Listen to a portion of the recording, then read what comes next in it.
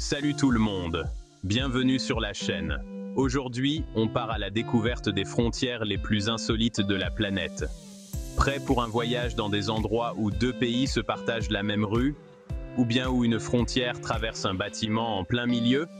Imaginez un peu, vous sirotez tranquillement votre café, et là, surprise. Votre salon est en Belgique, mais votre cuisine, elle, se trouve aux Pays-Bas. Installez-vous confortablement et likez la vidéo. Et si vous êtes nouveau sur la chaîne, abonnez-vous et activez la cloche pour ne rien manquer des prochaines découvertes. C'est parti!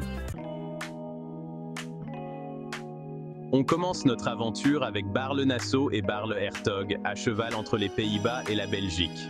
Figurez-vous un puzzle géant, sauf qu'au lieu d'avoir des pièces qui s'assemblent, vous avez des morceaux de Belgique et des morceaux des Pays-Bas, le tout mélangé dans un joyeux désordre.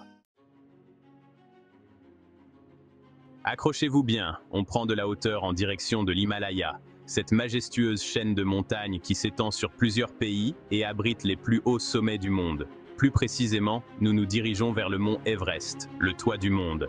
Ce géant de pierre et de glace culmine à 8848 mètres d'altitude. Et qui dit sommet du monde, dit forcément une frontière assez spéciale. En effet, le sommet de l'Everest marque la frontière entre deux nations. Et oui, c'est là-haut, à plus de 8800 mètres d'altitude, que le Népal et la Chine se serrent la main, enfin, quand ils arrivent à respirer. Cette frontière est unique en son genre, car elle se situe à une altitude où l'oxygène se fait rare. Déjà, gravir l'Everest, ce n'est pas une promenade de santé. Les alpinistes doivent affronter des conditions extrêmes, des températures glaciales et des vents violents. Mais en plus de ça, il faut composer avec la frontière. Imaginez-vous en train de franchir une frontière internationale à une telle altitude, où chaque pas est une lutte pour l'oxygène. Autant dire que planter son drapeau au sommet, c'est un peu la cohue générale. Chaque expédition veut marquer son passage, et le sommet se transforme en un véritable carrefour de drapeaux et de symboles nationaux. C'est un spectacle à la fois impressionnant et absurde, où l'esprit de conquête humaine rencontre les limites de la nature.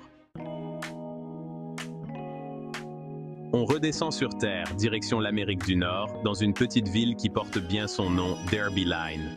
Cette petite bourgade est unique en son genre, nichée au cœur de la frontière entre deux géants de l'Amérique du Nord. Pourquoi ce nom? Parce qu'elle est littéralement coupée en deux par la frontière entre les États-Unis et le Canada. Imaginez une rue où d'un côté vous êtes aux États-Unis et de l'autre vous êtes au Canada. C'est une situation assez rare et fascinante. Sympa pour les habitants qui veulent juste aller acheter leurs baguettes, hein? Mais ce n'est pas aussi simple qu'il y paraît. Les résidents doivent souvent montrer leur papier d'identité juste pour traverser la rue. Cela peut sembler un peu contraignant, mais c'est aussi ce qui fait le charme de Derby Line. Et le clou du spectacle, c'est la bibliothèque et l'opéra Haskell. Ce bâtiment est un véritable symbole de l'unité et de la coopération entre les deux nations. Imaginez un peu le délire, un bâtiment à cheval sur deux pays. La ligne de démarcation passe directement à travers la bibliothèque et l'opéra, ce qui en fait un lieu unique au monde. Vous pouvez être en train de lire Shakespeare tranquillement aux États-Unis et hop, en changeant de salle pour aller voir un opéra, vous retrouvez au Canada. C'est une expérience culturelle incroyable, où l'art et la littérature transcendent les frontières nationales. Les visiteurs viennent de loin pour vivre cette expérience unique et les habitants en sont très fiers. La Haskell Free Library and Opera House est plus qu'un simple bâtiment. C'est un symbole vivant de l'harmonie et de la collaboration entre deux pays voisins. Préparez-vous à un véritable voyage dans le temps, direction les îles Diomède, perdues dans le détroit de Bering. Imaginez deux îles, Grande Diomède et Petite Diomède, séparées par quelques kilomètres d'eau glacée.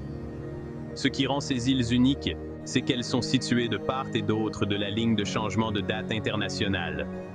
Autrement dit, lorsqu'il est midi sur Petite Diomède, qui appartient aux États-Unis, il est déjà midi le lendemain sur Grande Diomède, qui appartient à la Russie.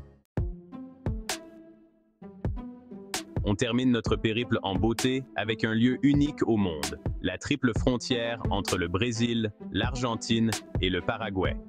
Ce point de rencontre est bien plus qu'une simple intersection géographique. C'est un véritable carrefour de culture et d'histoire. Imaginez un peu le tableau. 3 pays, 3 cultures, 3 ambiances, le tout réuni en un seul et même endroit. Ici, les marchés sont un véritable kaléidoscope de couleurs et de saveurs, où l'on peut goûter aux spécialités culinaires de chaque nation. Les rues sont animées par des musiciens et des danseurs, chacun apportant sa propre touche culturelle. C'est là, au confluent des rivières Paraná et Iguazu, que les 3 pays se rejoignent dans une explosion de couleurs, de musique et de saveurs. Les paysages sont à couper le souffle, avec des vues panoramiques qui captivent l'œil et l'esprit. Les rivières elles-mêmes semblent danser au rythme de la vie qui les entoure. Mais la triple frontière, c'est aussi un haut lieu du tourisme et des casinos. Les visiteurs affluent pour capturer des souvenirs inoubliables, et les casinos illuminés de nuit ajoutent une touche de glamour et d'excitation. Que vous soyez là pour l'aventure, la culture ou simplement pour tenter votre chance, ce carrefour unique promet une expérience inoubliable.